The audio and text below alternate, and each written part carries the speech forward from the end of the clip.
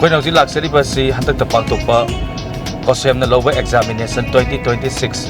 8 position ꯇꯥꯈ꯭ꯔꯕ New Era Hr.Sec.School Thoubal Newson Sapam ꯑꯗꯨꯒ ꯑꯄꯣꯛꯄꯒꯤ ꯃꯤꯡꯅ Sapam Hemanta ꯑꯃꯗꯤ ꯑꯄꯣꯛꯄꯒꯤꯅ Sapam Ibemsa Devi ꯍꯥꯏꯔꯤꯕ ꯑꯁꯤꯒꯤ ꯃꯌꯨꯝꯗꯅꯤ ꯑꯩꯈꯣꯏꯅ ꯂꯥꯛꯆꯔꯤꯕꯁꯤ ꯃꯍꯩꯔꯣꯏ ꯑꯁꯤꯅ 8 position ꯇꯥꯅꯕ ꯍꯣꯠꯅꯔꯛꯄꯗ ꯀꯔꯤ ꯑꯋꯥꯕ ꯊꯦꯡꯅꯔꯛꯄ ꯑꯗꯨꯒ ꯃꯇꯧ ꯀꯔꯝꯅ 8 position ꯁꯦ ꯇꯥꯔꯛꯈꯤꯕꯅꯣ ꯍꯥꯏꯕꯗꯨ ꯑꯩꯈꯣꯏ ꯋꯥꯍꯪ ꯑꯃꯅꯤꯇꯪ ꯍꯪꯖꯗꯨꯅ ꯋꯥꯔꯤ ꯋꯥꯇꯥꯏ ꯁꯥꯟꯅꯖꯔꯛꯀꯦ ꯃꯌꯥꯝ ꯃꯤꯠꯌꯦꯡ ꯇꯥꯕꯤꯌꯨ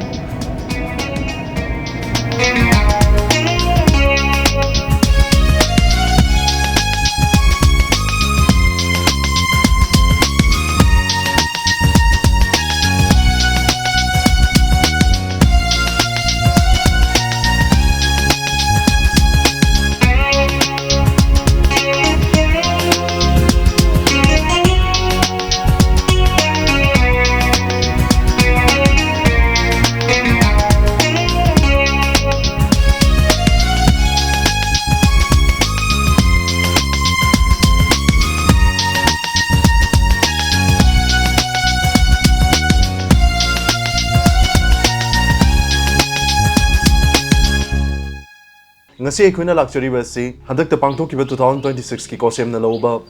Council of Higher Secondaries Education Manipur gi 12 ki exam da 8 position takiba Newson Sapam gi mayumdani lakchariba isagi ming amadi leifam babagi ming mamagi ming kona na taki ahan maktada wahong radio amasung Diamond TV bu mieng tabiriba amasung tabiriba pungnam bu aina ikongno na khurumjari ai isagi ming Newson Sapam aduga aibu pokpiba babagi mingna Sapam Hemanta Singh aduga aibu pokpiba mamagi mingna Sapam Ibemsa Devi aduga ISC Sapam maning lekai degini aina class 12 exam hantaki chahi 2026 ki examination asida 8 position lawjari khiba asi New Era Hr.Sec.School represent tawragan high school level chi karai bokpa karamba school dagi horaki ai se class picling aidagina class 10 phawa habadi high school je Khongjom Standard English School da tamjarakibane aduga higher secondary 11 12 asina New Era Hr.Sec.School Thoubal okramang matabada leiriba school asida tamjarakibane 8 position lawrikiba sugumna class 10 phawagi school gi oiba pangthokiba mamangi higher secondary sinataba high school living certificate ki exam dadi position chanba ngamkibri अखोई मतम की से सुमायना तौखरे है तारे अखोई high school leaving certificate examination जे अइना थाजबजे इंग सोलिसिंगनिगा सुपना कुनमरी 2024 दा थाजबने अदुना अखोई मतम दुदि ग्रेडिंग सिस्टम ओइना चखिबना मरम ओइरगा पोजीशन मक्ति लौजा हौद्रे अदो आइगी CGPA से 9.83 चखिए अदुगा अखंग हेसिना ताकपिबगी मतुंग इन्ना आइगी CGPA ओइरिबा 9.83 असिदा 9.5 na multiply tawraga aigi percentage ado khangba ngamjaki aduga aina high school living certificate examination da phangba ngamjaki base 93.38 chaki percentage samsam harabada matam duda position system je salamagadi position de dum logani habne kwa school gi pangthok pa exam final examination sing de joduma rank holder dum chanba ngamkhire ngamjaki aina New Era Hr.Sec.School da tamjarak padagi adum school gi exam tawrak pakanda first rank da dum tajare first rank da dum lawi yam fai tung da su afaba mi mo wer kani haibagi thajaba leje loinana school da pangthok siba co-curricular activities sing da isam samna cultural oigera sports oigera sigumba lamdadi participate adum tawbirak tawjara ai sports lom dadi ai health sekitang phatta bagi sports rom dadi kahena participate tawjarakte dubu atopa co-curriculum activities lairiba debate oibaya speech oibaya adagi essay writing competition oisanu painting oisanu adum ato school gi function lakpada silakpa co-curriculum activities singda adum first second third adum lawjara ai house represent tawraga loinana state level gumba competition gumba match competition science competition asigumba dadi adum saruk yabirak tabarino yazare aije aina hanba competition aije pakna sumaina sinba competition je yaujarakte adubu aina hanba yaujagi baje maths ki competition ama high school boki class 10 boki matamda maths competition ama yaujagi e Khongjom circle gi oina adudana aina second tajaki aduga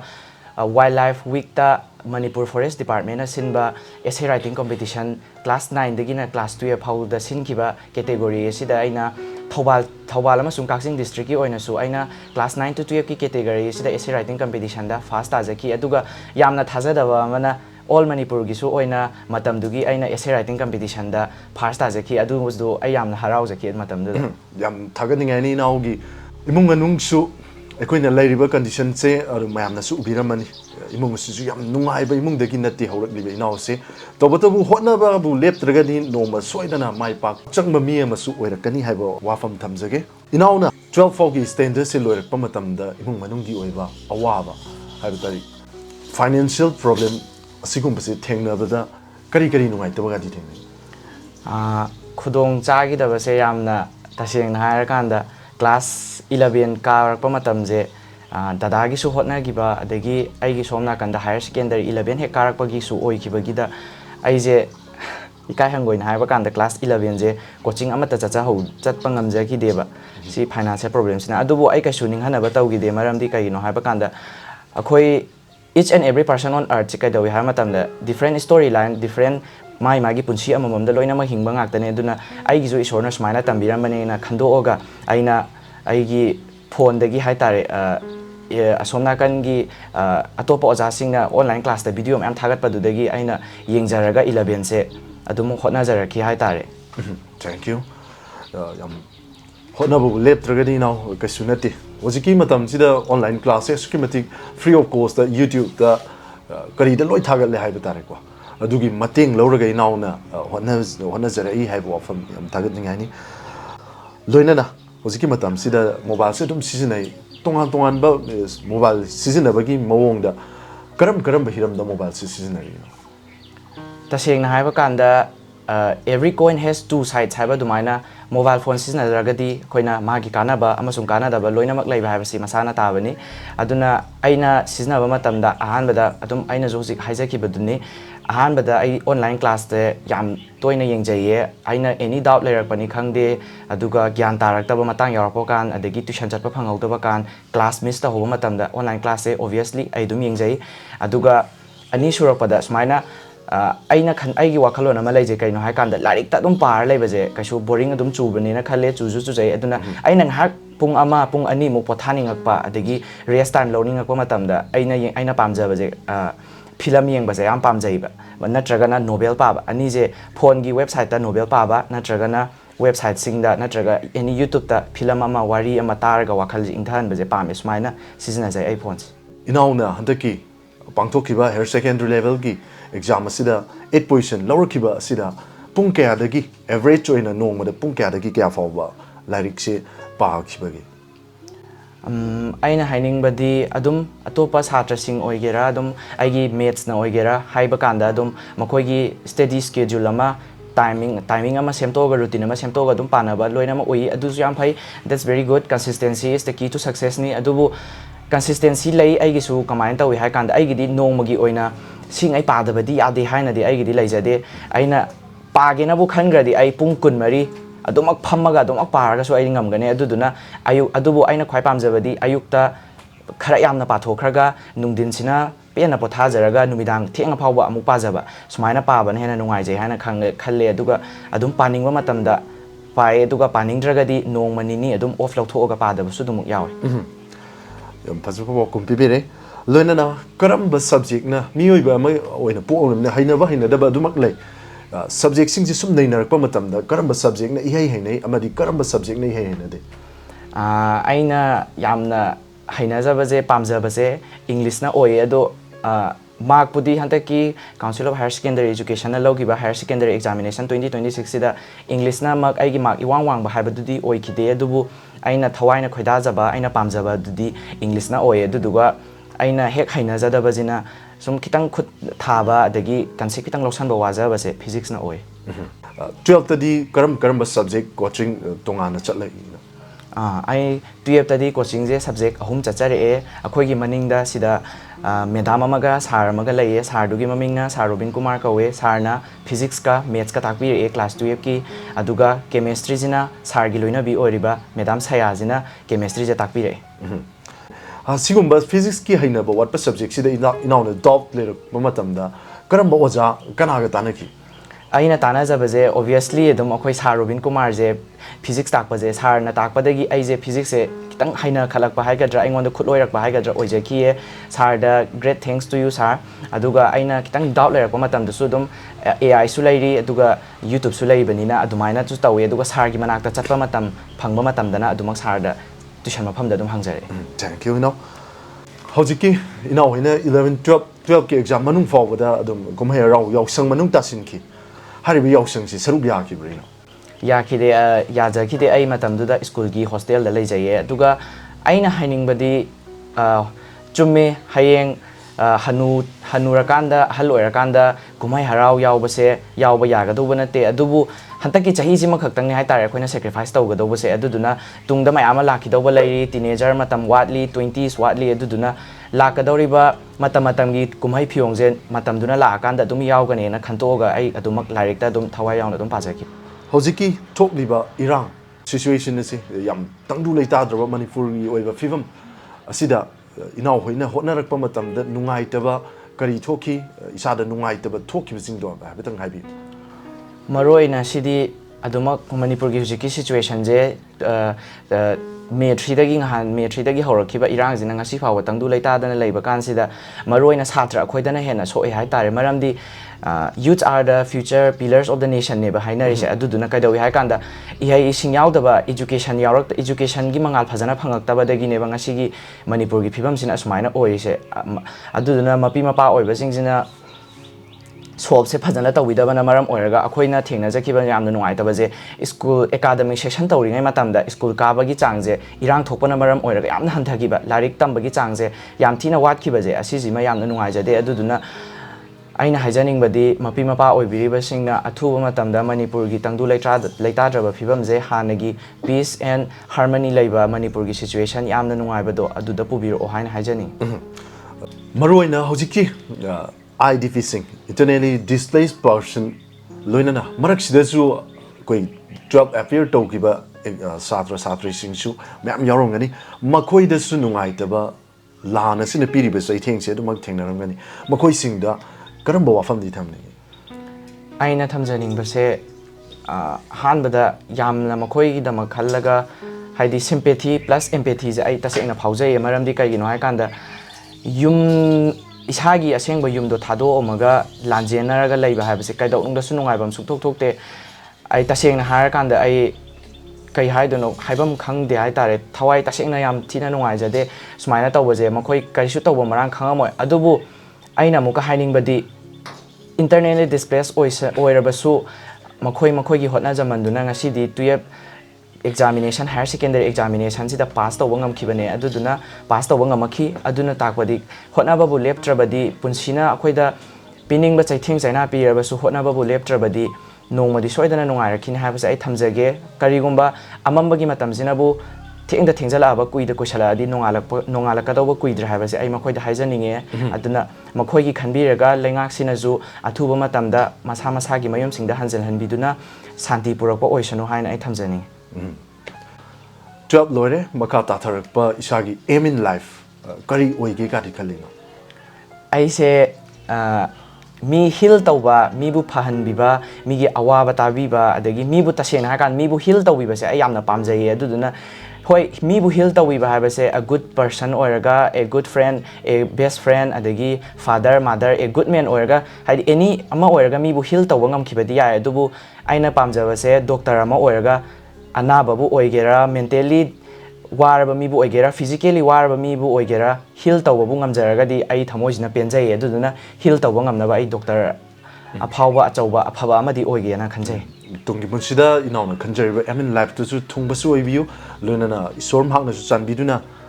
inauna tawge khalliba lambi duna lamjing bibu su oisanu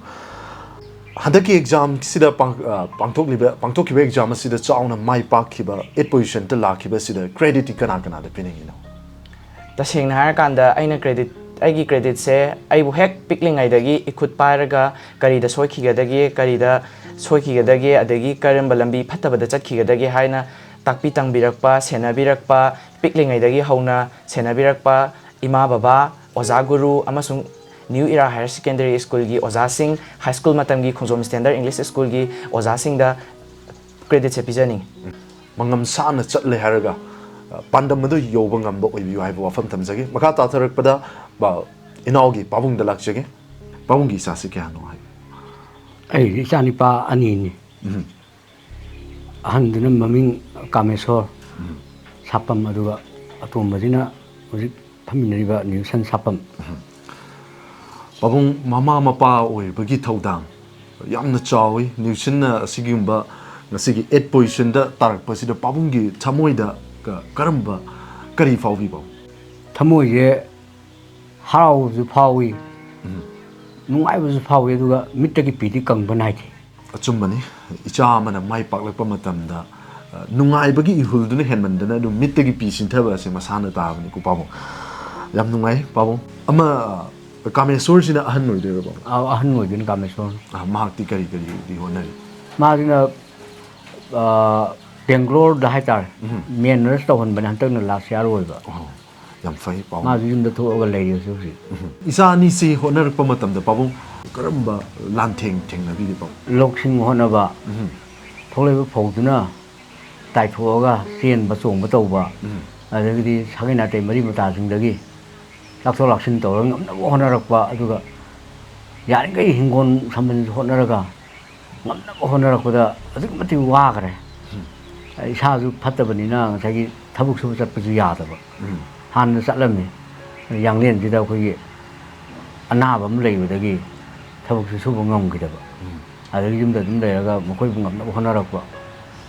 sumaina mokoi bu sem na bu honarak ki ichagi oiba Newson gi oiba masagi apam badi leikre Newson se pabung ne kari gari uhen